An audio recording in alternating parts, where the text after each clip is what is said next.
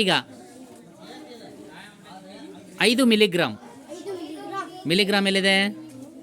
ಸರಿ, ನೀವು ಸರಿ ಕೊಟ್ಟು 5 ಮಿಲಿಗ್ರಾಮನ್ನು ಗ್ರಾಮ್ಗೆ ಪರಿವರ್ತನೆ ಮಾಡಿ. ಎಷ್ಟಾಯ್ತು ಹಾಗಾದರೆ?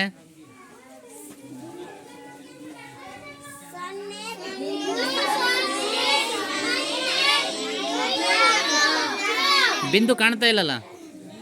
ಹಾಂ, 0.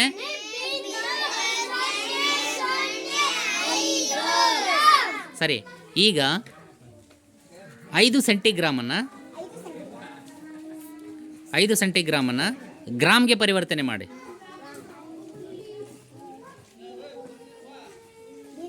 ಬಿಂದು ಎಲ್ಲಿ ಬರುತ್ತೆ? ಹಾಂ, ಸರಿ. ಈಗ 5 ಗ್ರಾಮನ್ನು ಕ್ವಿಂಟಾಲಿಗೆ ಪರಿವರ್ತನೆ ಮಾಡಿ.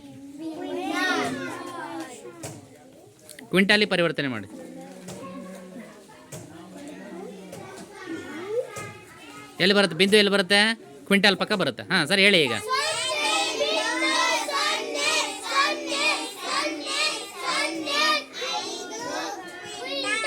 ಹಾಂ, ಕ್ವಿಂಟಲ್ ಅಂತ ಹೇಳ್ಬೇಕು, ಗ್ರಾಮ್ ಅಂತ ಹೇಳ್ಬಿಟ್ಟು ನಾವು ಬರೀ ಬದಲಾವಣೆ ಮಾಡಿದ್ದೀವಲ್ಲ ಈಗ. ಹಾಂ, ಸರಿ. ಈಗ ಇನ್ನೊಂದು ದೊಡ್ಡದು ಮಾಡೋಣ ಹಾಗಾದರೆ. 5 ಮಿಲಿಗ್ರಾಮನ್ನು ಈಗ ಈಗ ಈಗ 0 ಯಾರಿಗೂ ಕೊಡಬೇಡಿ. ನೀವೆಲ್ಲ ನಾನು ಯಾರಿಗೆ ಹೇಳ್ತಾನೋ ಅಲ್ಲಿ ತನಕ 0 ಇದಾವೆ ಅಂತ ಇಟ್ಕೊಳ್ರಿ. ಬಿಂದು ಮಾತ್ರ ಇಟ್ಕೊಳ್ಬೇಕು ಅಷ್ಟೇ. ಹಿಂದಕ್ಕೆ ಸರಿ ರೀ. ಸರಿ, 5 ಮಿಲಿಗ್ರಾಮನ್ನು ಟನ್ಗೆ ಬದಲಾವಣೆ ಮಾಡಿ ನೋಡೋಣ.